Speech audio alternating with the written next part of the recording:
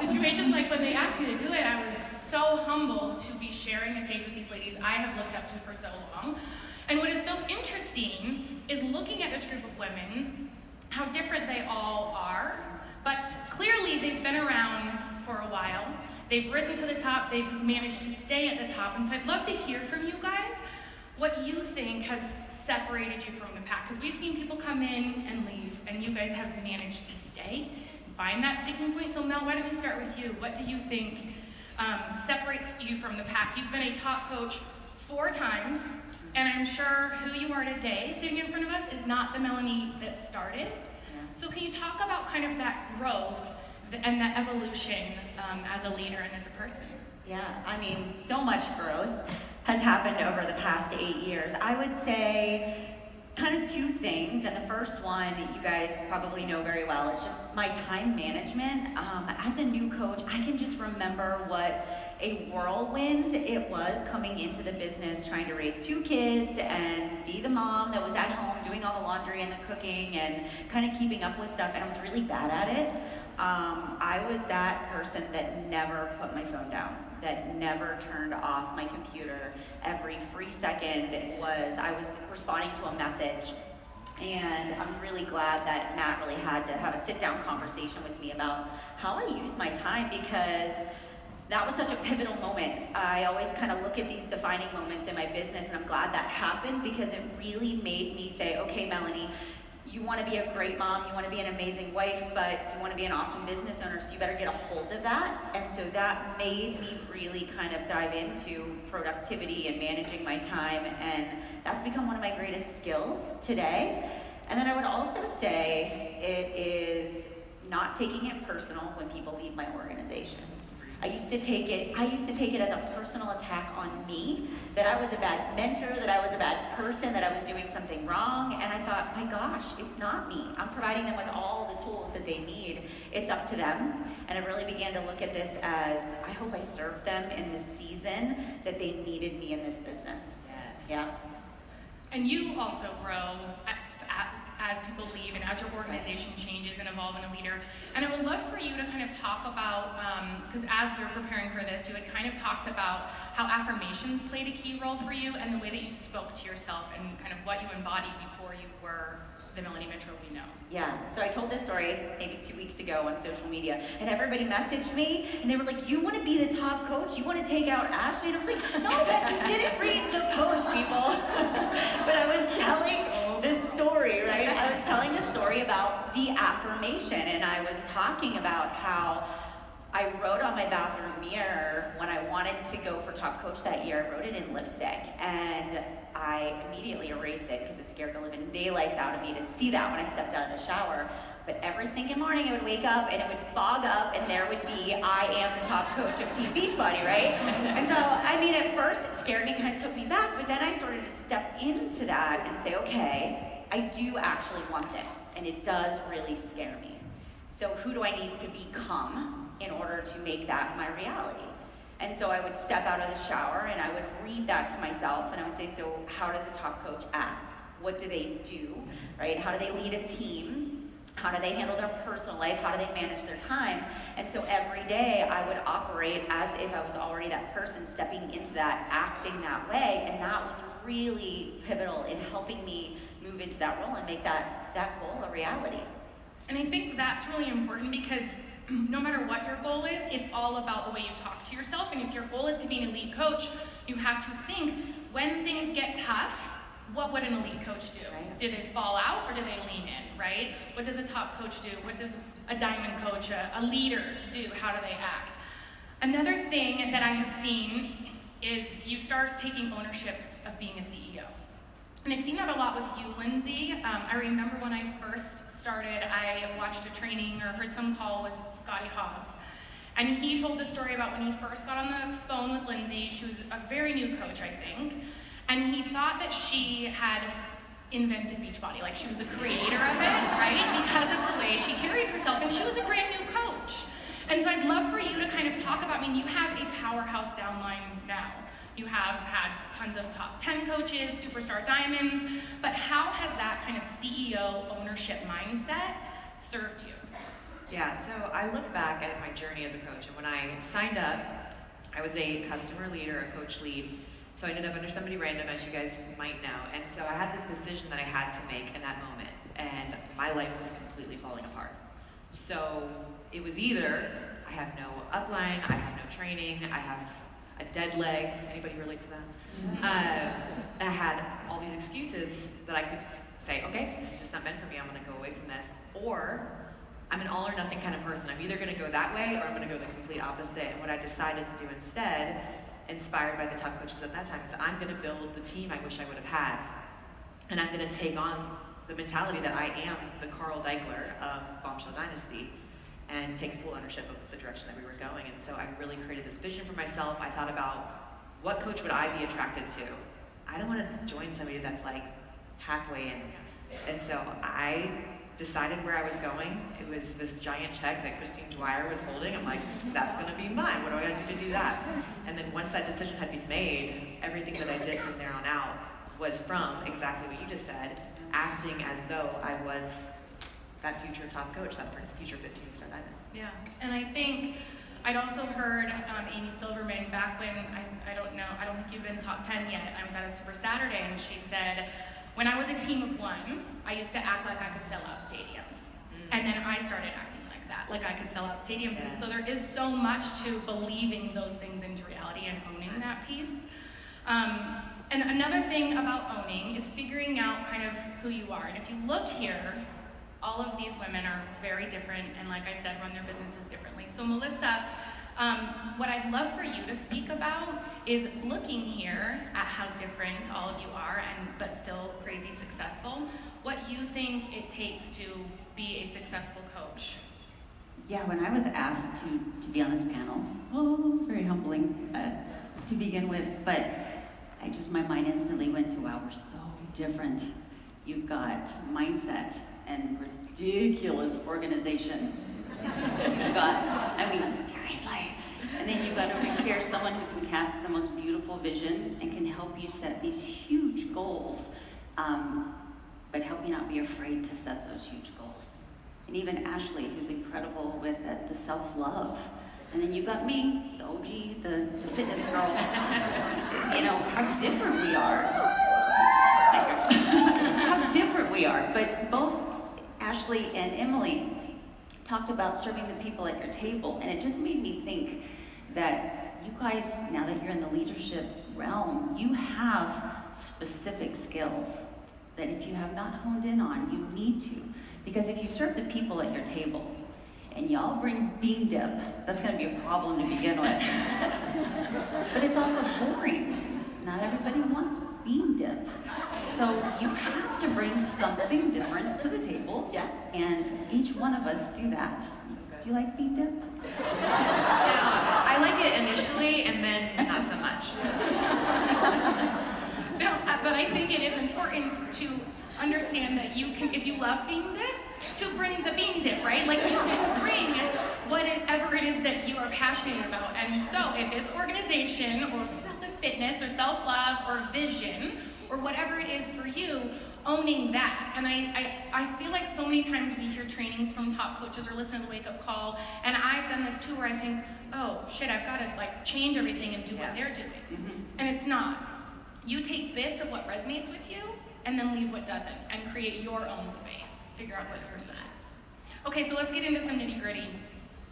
Moving into more kind of tangible things, talking about how your invite process has shifted from when you started to where you are now, and maybe if you want to give numbers, did you do recruit to coaching, more challenging, and where has your focus gone? How much time are you spending mentoring your team versus still building your own personal business?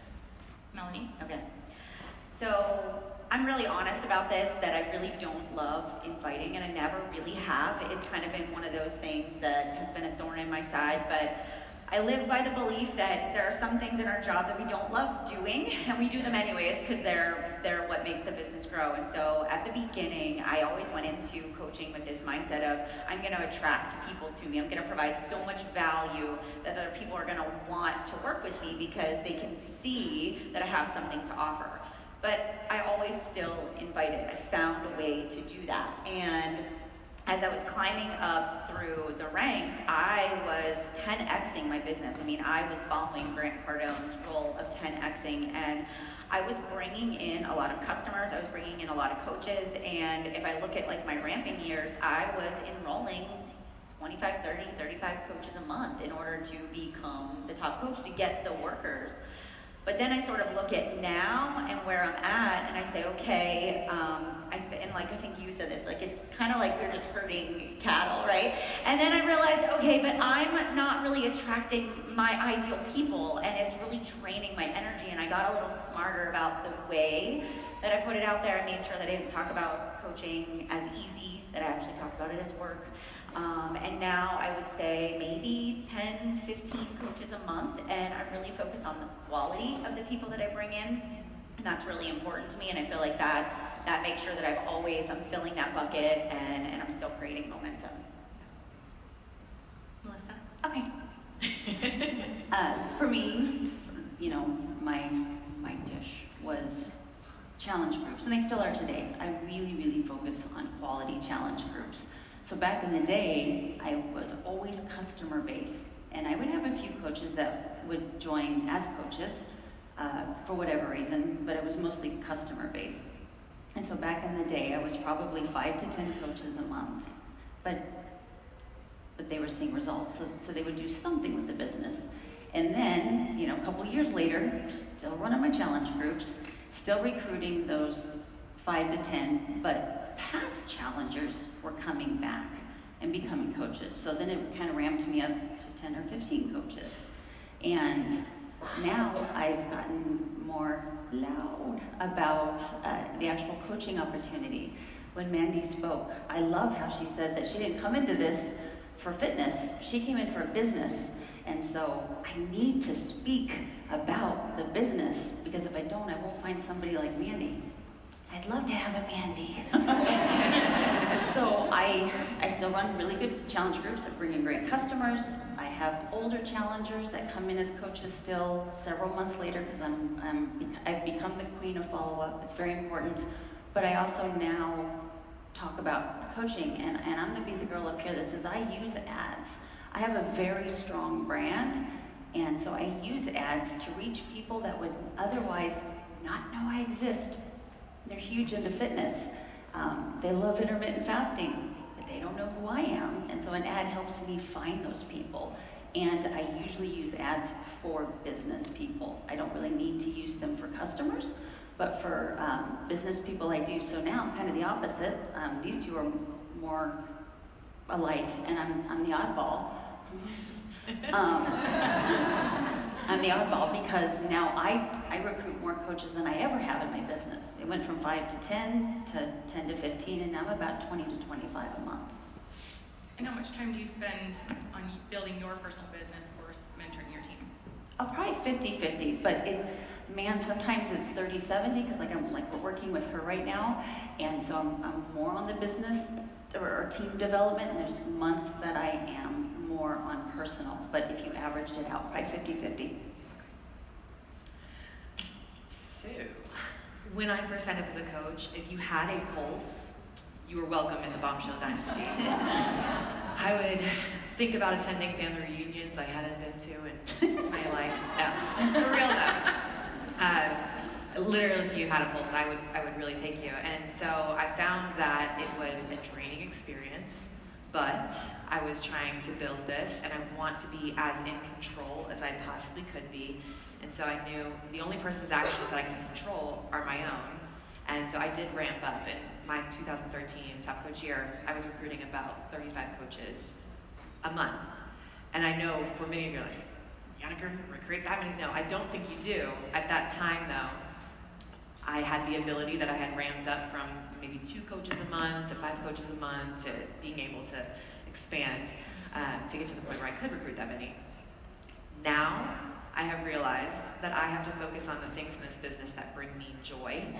Otherwise, I'm ragged out and not enjoying this process. And I really do believe all of us have been around for 8, 9, 10, 11 years. We're old. we honestly, I think all of us can agree we still enjoy this business. It's still something that I get excited about, but I don't get excited when I recruit someone that has a flower avatar and has never used Instagram. So now I'm just very intentional about finding my people. If someone's filling out an application, I'm not just signing them up. If they want to join a challenge group, all are still welcome in a challenge group. But as far as my time and mentoring people and feeling like I'm going to give them a fair shot at success with this business, I don't think it's fair to take, for me, it's not fair to take them on and add them to my groups when there's such a big gap for them to have to make, to actually have success in this business. So right now, I'm at the point where I'm signing up maybe 5 to 10 coaches a month, but those are my people. And I'm speaking very specifically to the kind of person that I was when I started this, that was willing to do whatever it took, like Holly said earlier, whatever it took to succeed. And I am not watering down the fact that it's gonna be hard freaking work. And how much time are you spending? Yes. Thank you. Hard work. I'm probably 25% personal and then 75% team. However, my personal is all up front. So I'm always focused on doing my stuff first and then spending the rest of the month with the team. So I'm getting my Success Club stuff done in the first couple days of the month and then mentoring new coaches that first part of the month, and then the rest is all on the team. So I think one important takeaway from that is there's not a right, you can recruit into challenge groups, you can recruit into the business, there's not a right or wrong way to do it. Recruit both. I tend to recruit more into challenge groups and then make them Beachbody believers. And also I think it's important as early leaders to make sure that, understand that the people that got you to this event are not gonna be the people that get you to the next one, right? So continue working that personal business. I'm still probably 70% personal business, 30% team, and there are seasons where that shifts a little bit towards team or whatever, but understand it's still important to really be taking care of your business and yourself and finding new people. All right, so you've been around for a while, you've seen great seasons, and you've seen some tough ones.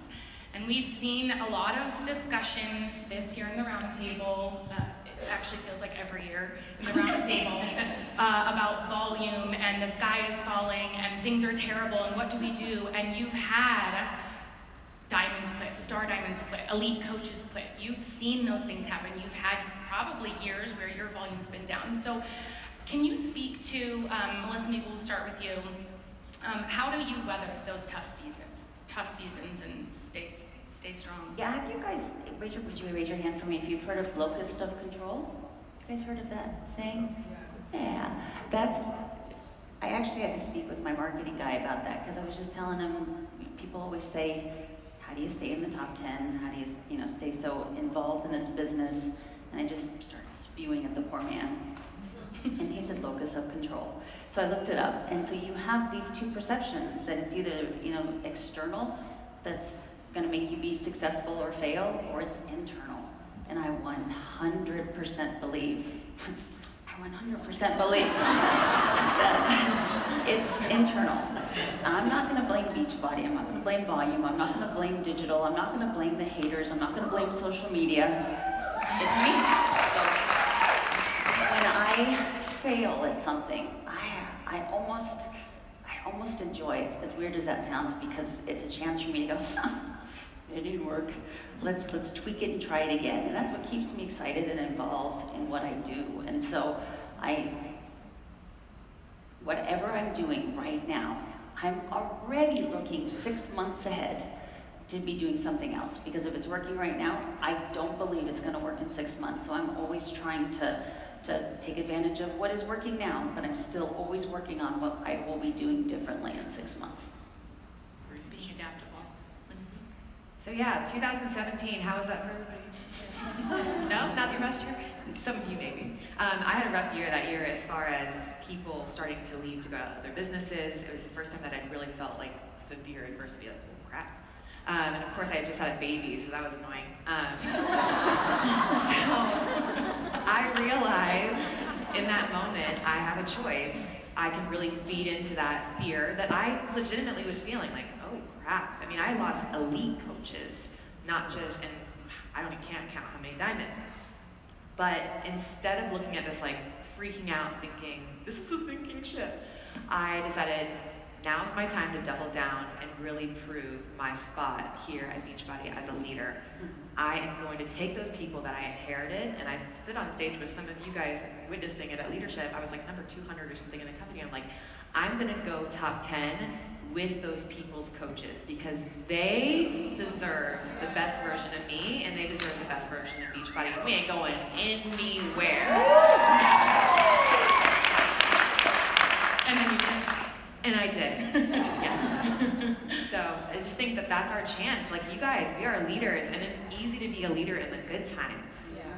But you show your face when things get tough and that's when your people need you the most and that's when they need to see the most confident self come out. And so if you guys have made it this far, trust me, you have it in you. You just gotta own it and decide no more fear. On the Elite Day, we had a speaker and he told us the number one thing for a leader is to believe in yourself completely. And it's believing in Beachbody, it's believing in yourself too. Mel, you had a tough time? So it was 2017, shocker. But I had this incredible success. Everything had sort of been this like uphill, journey for me. And in 2017, I hosted a leadership retreat in Florida. And I had no idea this was happening, but I actually had a few leaders that qualified to be there that came with the intent to recruit as many of my leaders out of my team and get them to go to another company out of that retreat. And I didn't know until we got home and somebody texted me. And at first, I did what any human would do, right? I melted. I cried. You can hear my voice shaking even as I talk about it now. And that was probably the worst thing that ever happened because you feel like you're in a room full of your people, but they're not really your people. And so I cried, I melted. My best friend showed up at the front doorstep with a bottle of champagne and we're gonna drink this away. And so that's what we did. And so, but I had a decision. I could let it define me, or I could say, how are we gonna handle this? And so I pulled my leaders together. And I realized that we were all on our own islands. We were all doing our own thing. We were all trying to be successful by ourselves. And we realized that wasn't working. And when we pulled ourselves together and we started to do things as a team, when we really started to say, how can we create more community, a better culture? How can we elevate one another? Something amazing happened. I realized that some of my coaches that came in and out of Diamond, they were the most loyal people in the world, and they served such a special, they were the ones that stood up and cheered the best, and I was like, man, doesn't matter what their rank is, doesn't matter how many points they contribute, like, these are my people. And that next year, we had the most growth, the most connection, the strongest team, and we came out of that year, and I learned so much about myself as a leader, how I handle adversity, the kind of people that I want on my team, what I'm willing to tolerate, and what I'm not. And I feel like as horrible that situation was, all of my team, we are so much better because of that. So thank you to that coach that did that to me because she made me a stronger person. Yeah. Those things always do. I feel like it's important when you're in those tough seasons to recognize that it's there to teach you something, it's there for a lesson, and it's up to you whether you're gonna learn the lesson or turn the other way. So lean in and dig in. There's some quote that it's like, when you think that you've been buried, you've just realize you've been planted. And I feel like whether it's a personal or a business tough season, they're coming. Welcome them, lean into them, and understand you've now been planted into the next version of you, whether that's your personal growth or your leader growth. All right, closing out here. I would wager most of us in this room have seen a training, gone to their YouTube channels, learned a lot from these women over the years. You've been around and you've seen a lot of things. I know I've said that a lot, but I mean, it's crazy for me to see coming in 5 years ago and still learning from you guys. So if there was anything that you could leave us with today, maybe as we're heading into the fourth quarter, which can be notoriously a little bit difficult, to keep us focused and pushing through the end of the year. Yeah, I think we've talked and we said the fourth quarter really has been where we have gotten an upper advantage on other people because a lot of people take a step back and enjoy the holidays, which you should, you still can. But I'm very intentional in the fourth quarter. I honestly treat it like it's January 1, as soon as I leave the leadership retreat, and I'm gonna actually push the hardest to gain the most momentum into January 2020. But yeah, just I would really ask yourself how you can level up and be able to bust through some of the stories that you maybe have around what working hard looks like, what training your coaches looks like, what's possible in a short period of time. There are still people getting into this business succeeding right out the gates and myth busting your own bullshit. Write that down. Melissa. Go all in. I mean, disrupt. Just go out there and be boldly you. I'm going to be very vulnerable up here. I know you're hungry, but I'm going to say a joke, and because it closes out what I want to say. I need you to finish the joke for me, okay? So, conservative beavers build darns. Aggressive beavers build? Yes, thank you. So I was on a call this past week, actually, at a guest speaker, and first thing I said when I introduced our guest speaker was, this is notoriously a hard season of the year. This is when it's hardest for people, right? People aren't purchasing, people don't want to buy challenge packs, people don't want to start a business. And she looked at me and she called me out, and she was like, no, that is the story you're telling yourself. And she was like, you are telling yourself that the fourth quarter is hard. And I was like, dang it, she's right, because I've never played into that. This has always been my season of growth. But why am I telling my leaders that this is a hard time to build a business, right? And so I truly believe that if you tell yourself it's hard to recruit, it's hard to build a team, it's hard to get success starters, it's hard to be a lead for the next year, that will become your self-fulfilling prophecy. And so the one thing that our guest speaker had said, she was like, so what does finishing strong mean? And she said, just fill in the blank. I finished strong. And that really stuck with me. And I thought, okay, if nothing else, we change our narrative, right, in the fourth quarter. We define what finishing strong means, and then we look back at 2019 and we say to ourselves, like, I finished strong. I didn't give up when a lot of other people did. I changed my narrative. I'm a better person. I'm learning from just all of the challenges, and I'm gonna freaking rock 2020. So I think it's about time we double down on our beliefs. We go all in on this business and ourselves, and also first we go get some lunch. So thank you.